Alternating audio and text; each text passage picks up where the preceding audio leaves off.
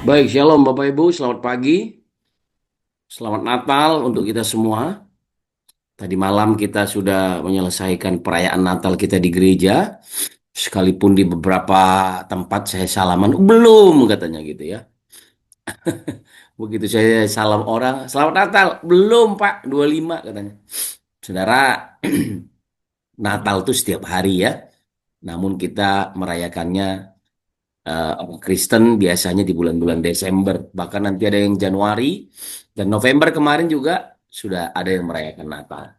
Nah, baiklah Bapak Ibu, pagi ini saya akan share sesuatu buat kita semua, yaitu seperti tema kita di seluruh Indonesia, bicara tentang Wonderful Counselor, penasehat ajaib. Ya, tadi malam itu ya baru Natal yang ketiga yang saya ikuti ya. Besok ada Natal lagi, kemudian hari Kamis ada Natal lagi. Nah, kemudian saya akan berangkat ke Sibolga di hari Kamis malam ataupun Jumat pagi. Oke, Bapak Ibu, kita akan sedikit mendengarkan kebenaran firman karena sepanjang bulan ini kita akan banyak mendengarkan tentang Wonderful Counselor ataupun penasehat ajaib. Seperti kita ketahui bahwa dalam bahasa aslinya penasehat ajaib ini kalau dalam Alkitab bahasa asli dipisahkan Bapak Ibu ya.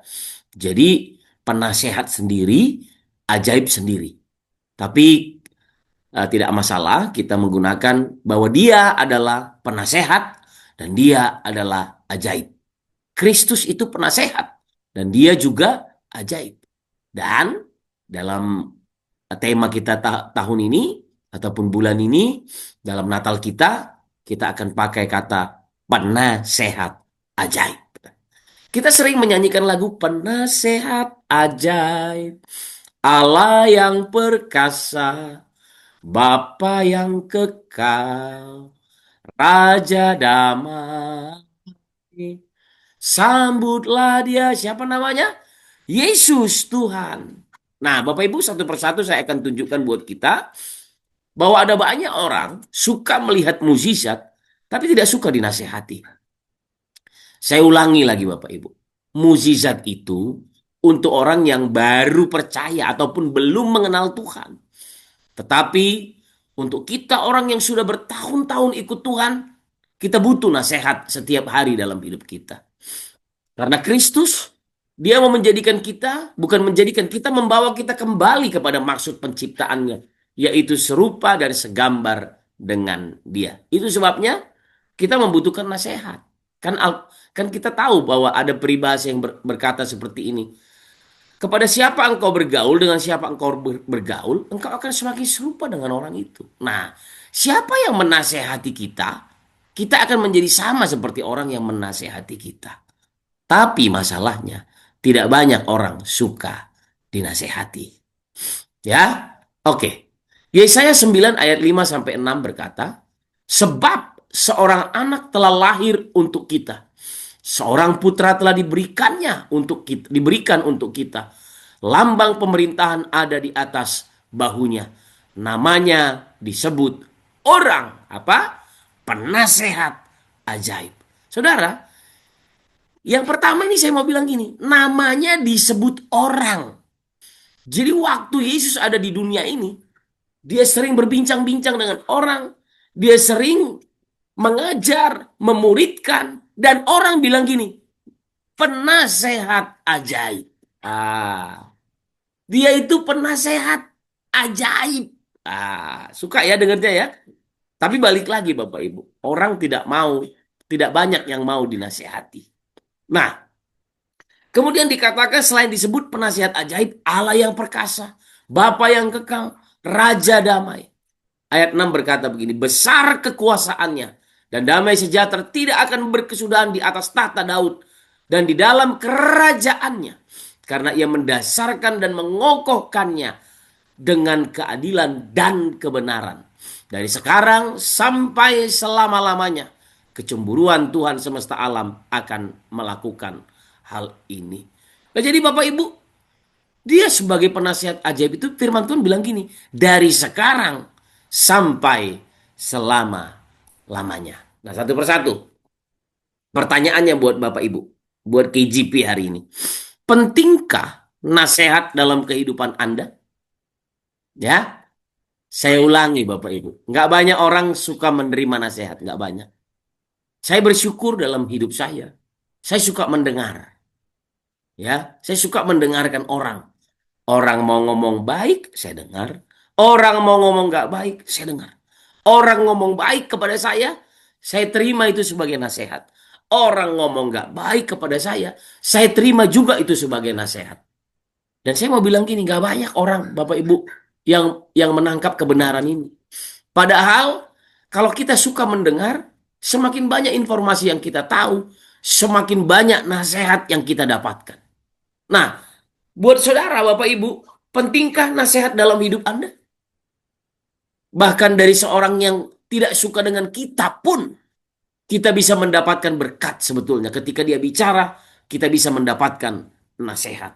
Tapi banyak orang menolak ini, Bapak Ibu. Nah, itu sebabnya pertanyaannya di awal ini saya tanyakan buat saudara, pentingkah nasihat dalam kehidupan Anda? Ya.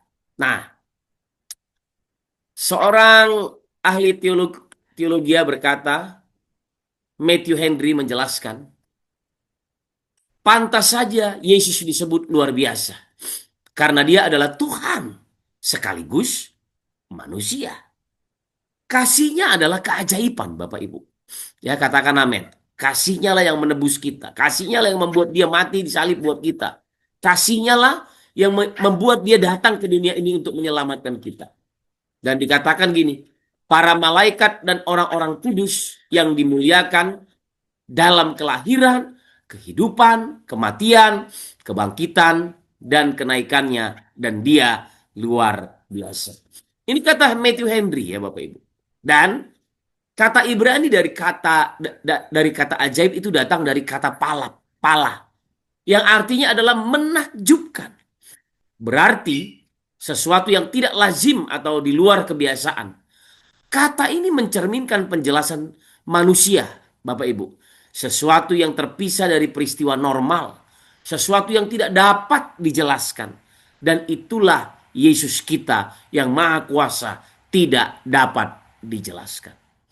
Makanya ahli-ahli Taurat, orang-orang Farisi, orang-orang Yahudi pada zaman itu, mereka nggak suka melihat Yesus. Kenapa, Bapak Ibu? Karena mereka banyak cerita tentang Allah, tetapi mereka tidak punya, eh, tidak memiliki apa yang Allah punya. Namun Kristus adalah dia Allah sendiri, dan dia datang menjadi manusia. Dia 100% Allah, sekaligus 100% manusia, Bapak Ibu. Dan dalam perjalanannya selama 3,5 tahun dia melayani, bahkan 33,5 tahun dia ada di dunia ini, banyak peristiwa-peristiwa yang di luar nalar, Bapak Ibu. Supranatural. Sesuatu yang nggak bisa diceritakan dengan pikiran. Kenapa? Karena Yesus kita adalah Tuhan yang Maha Kuasa dan tidak bisa dijelaskan dengan akal pikiran manusia. Caranya gimana Bapak Ibu untuk kita bisa ngerti? Terima dia, alami dia. Nah, banyak orang nggak mau terima Bapak Ibu. Mulutnya bilang terima, hatinya nggak percaya. Ini masalah. Ya, jadi dijelaskan bahwa kasihnya adalah keajaiban. Pala. Datang dari kata Ibrani berarti Kristus itu menakjubkan. Amin Bapak Ibu. Sesuatu yang tidak bisa dijelaskan. Dan itulah Yesus yang Maha Kuasa. Dan Yesus kita yang Maha Kuasa. Dan tidak dapat dijelaskan Bapak Ibu. Hanya orang-orang yang menjadi sahabatnya, yang menerima nasihatnya, yang akan bisa mengerti siapa dia. Nah, saya lanjutkan lagi Bapak Ibu. Apa yang perlu kita pelajari? Nah, ini nama-nama yang disematkan pada Yesus dalam kitab Yesaya. Penasehat ajaib, Allah yang perkasa, Bapa yang kekal, Raja damai. Penasehat ajaib, Allah yang perkasa, Bapa yang kekal, Raja damai. Saudara mau lihat empat hal ini terjadi, engkau melihat dengan matamu Bapak Ibu? Kalau engkau mau melihat, percaya dan terima nasihatnya, maka engkau akan melihat keperkasaannya. Engkau melihat bahwa dia adalah Bapa yang kekal dan dia Raja damai. Ya, tapi hanya untuk orang-orang yang mau menerima nasihat. Banyak orang kecewa sama hamba Tuhan gini. Awal-awal dulu saya datang ke gereja, waduh disambut begini, begini. Ya namanya jiwa baru Bapak Ibu, ya harus disambut. Tapi ketika Anda beribadah dengan kita 5 bulan, 6 bulan, 1 tahun, Anda harus bertumbuh dewasa Bapak Ibu. Untuk apa? Untuk Anda bisa melihat bahwa Yesus itu penasehat, Allah perkasa, Bapa yang kekal, Raja damai. Bukan hanya kebaikan para hamba-hamba Tuhan yang Anda lihat. Nah, oke. Dan kemudian dikatakan dengan jelas, keajaiban Kristus mencakup kuasanya yang luar biasa. Selama dia berada di bumi, ia menyembuhkan orang sakit, membuat orang buta melihat, dan membuat orang lumpuh berjalan. Yesus memiliki kuasa yang sama besarnya sampai saat ini, Bapak Ibu. Tidak ada yang tidak bisa Yesus lakukan. Katakan amin. Tidak ada yang Yesus tidak bisa lakukan. Ya. Nah, itu sebabnya kita harus percaya bahwa keajaiban Kristus itu berlaku buat kita sampai hari ini. Nah, bagaimana caranya kita bisa menikmati itu? Terima nasihat firman Allah. Kalau kita baca kitab Amsal, kitab Mazmur, kitab Pengkhotbah, semua kitab-kitab firman Allah itu berisi tentang nasihat. Ketika kita punya masalah, kita ketemu dengan firman, kita bertanya kepada Tuhan, maka dia kasih nasihat kita. Kadang-kadang kita berharap, oh Tuhan ini gimana? Saya udah minta mukjizat, tapi kenapa yang dikasih nasihat? Ketika kita minta merendahkan hati, Tuhan ajar aku untuk rendah hati. Tuhan kasih orang-orang yang sombong datang kepada kita untuk mengajar kita rendah hati. Tuhan gak bikin orang itu jadi rendah hati karena itu urusan Tuhan dengan dia Bapak Ibu. Tapi seringkali kita berpikirnya salah. Nah itulah sebabnya Yesus itu disebut apa? Penasehat ajaib. Ketika Anda mengalami luka dan berkata begini, Tuhan ajar aku untuk mengampuni Tuhan. Maka Tuhan akan mempertemukan Anda dengan orang-orang yang menyakiti hatimu. Dan orang-orang tersebut dipakai Tuhan untuk apa? Untuk engkau bisa belajar untuk mengampuni. Kenapa Bapak Ibu? Karena dia itu penasehat ajaib. Ya, nah kita lihat berikutnya. Keajaibannya juga mencakup kebangkitannya. Dia bangkit dari kematian untuk kekal. Duduk di sebelah kanan Bapa untuk kekekalan. Selain itu, penasehat hebat kita memberi kita kedamaian yang luar biasa. Dia menciptakan kedamaian di kerajaannya dan di dalam hati para pengikutnya. Bapak Ibu, Anda masih bisa menikmati damai sejahtera sampai hari ini? Kedamaian dalam hati? Yesus itu disebut Raja Damai. Dan kalau engkau nggak bisa menerima hari ini tidak merasa damai, kau belum menaruh dia di hatimu sebagai penasehat ajaib dan dia Raja Damai. Saya baru pulang dari Kerinci minggu lalu Bapak Ibu. Pulang dari Kerinci naik travel 14 jam. Ya, 14 jam. Bapak Ibu bisa bayangkan nggak? 14 jam itu naik travel dan kalau AC masih oke saya. Ini travelnya nggak pakai AC, buka kaca semua. Angin-anginan 14 jam. Tapi dalam hati saya bilang gini, Tuhan terima kasih.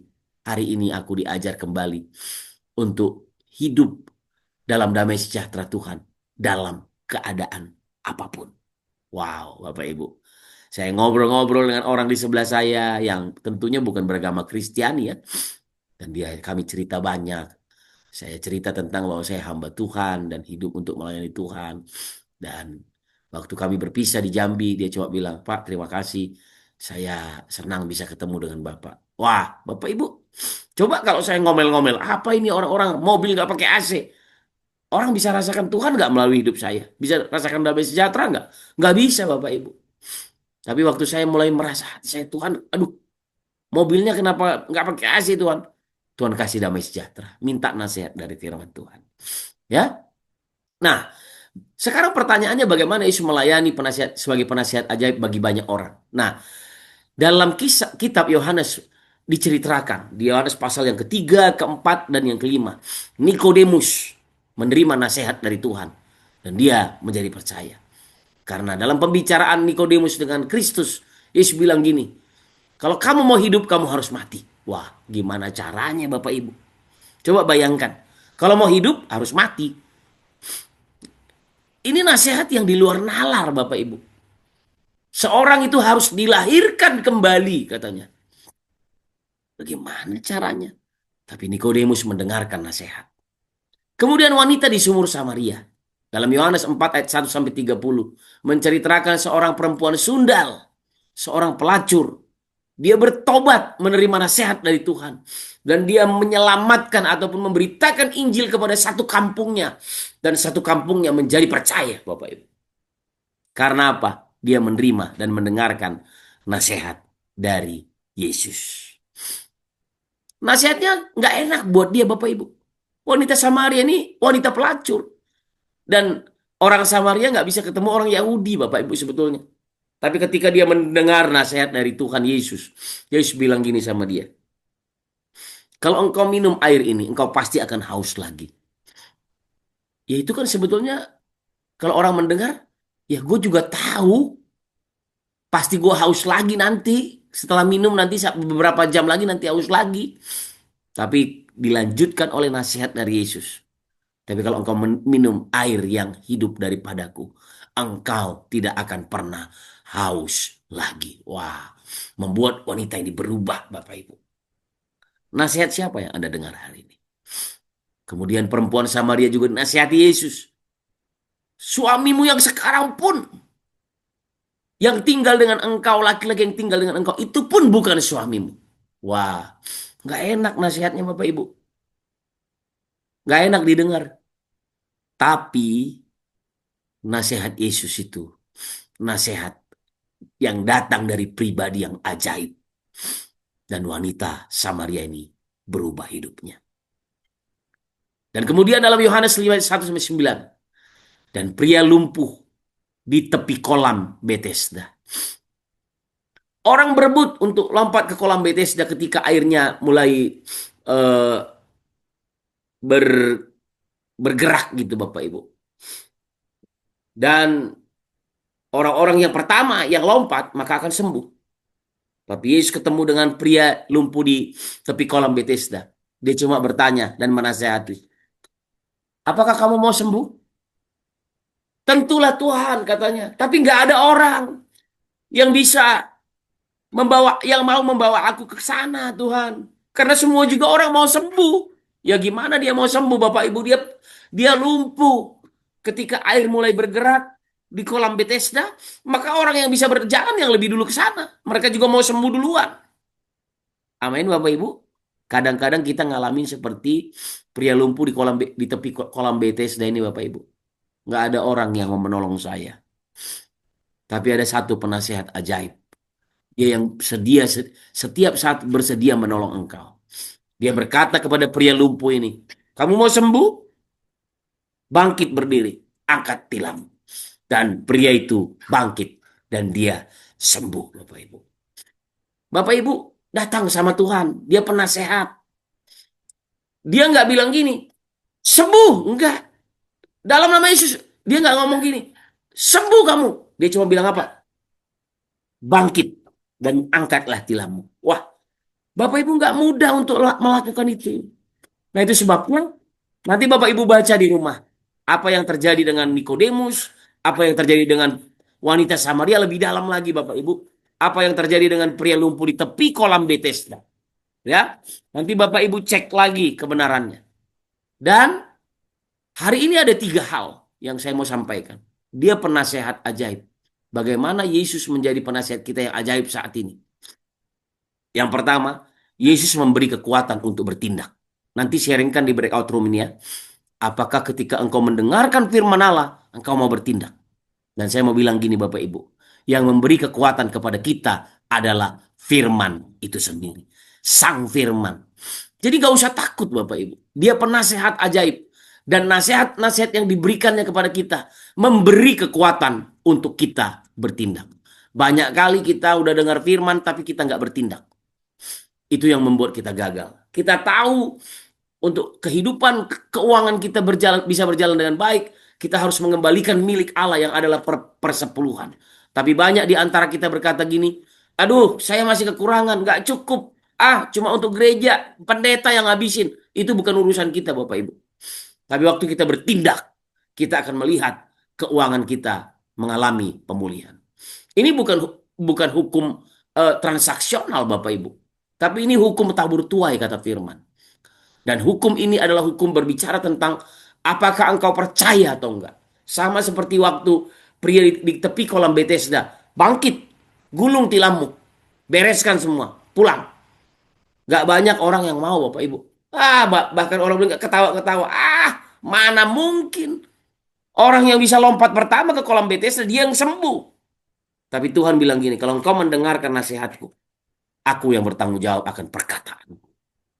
Jadi, Yesus memberi kekuatan untuk kita bertindak. Katakan amin Bapak Ibu. Ayo Bapak Ibu, apa yang menjadi milik Tuhan dikembalikan. Datang ke rumah Tuhan bawa persembahan. Itu semua kita diberi kekuatan untuk bertindak. Dan ketika kita bertindak, kita mendengarkan nasihat dari Kristus, penasehat ajaib. Dengar, keajaibannya akan menjadi milik kita. Yang kedua, Yesus mengetahui segala sesuatu. Jadi dia bisa menjadi penasehat. Kenapa? Karena dia tahu segala sesuatu. Bapak Ibu, orang sekarang bayar counselor. Kalau datang ke counselor, itu bayarnya ada yang jam-jaman, Bapak Ibu. Sekarang ada juga yang nggak berbeda dengan yang tidak bisa dibedakan dengan apa namanya eh, psikolog dan juga psikiater. Waktu seorang counselor, psikolog, psikiater mau mengobati orang yang sakit, Bapak Ibu, ya, yang kena psikisnya, mereka itu banyak bertanya dan mendengarkan, mendengarkan, dan mereka nggak tahu gitu apa yang menjadi masalah orang ini sebelum mereka mendengarkan. Tapi Yesus itu berbeda, Bapak Ibu. Dia udah tahu semua, tapi dia mau mendengarkan Anda. Wow, luar biasa, men. Itu sebabnya dia disebut dengan penasehat ajaib. Saudara mau datang kepada Tuhan meminta nasihatnya? Katakan amin. Ya, yang kedua, datang sama Tuhan untuk minta nasihatnya.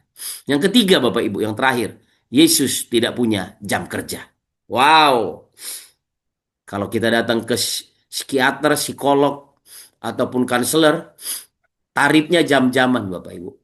Tapi Yesus gak punya jam kerja. Kapan saja saudara berteriak, minta nasihat, dia memberikan nasihatnya kepada Anda. Amin. Kapan saja. Ketika Anda meminta nasihat, maka dia yang akan memberikan nasihat kepada Anda. Dan dia pasti menolong engkau. Nah, pertanyaan nanti di breakout room, seberapa suka Anda mendengarkan nasihat? Dan seberapa banyak nasihat firman Tuhan yang Anda lakukan? Sekali lagi ya, saya ingatkan sama BR leader, breakout leader, pertanyaan cuma dua. Seberapa suka Anda mendengarkan nasihat? Dan yang kedua, seberapa banyak nasihat yang Anda dengar, Anda lakukan, dan Anda bertindak. Mari kita berdoa. Dalam nama Tuhan Yesus, kami mau mendengarkan firman-Mu dalam sukacita, dan kami mau menjadi pelaku-pelaku firman.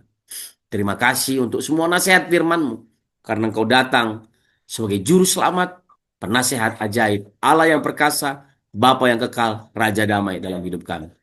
Demi nama Yesus, kita semua yang percaya katakan, amin.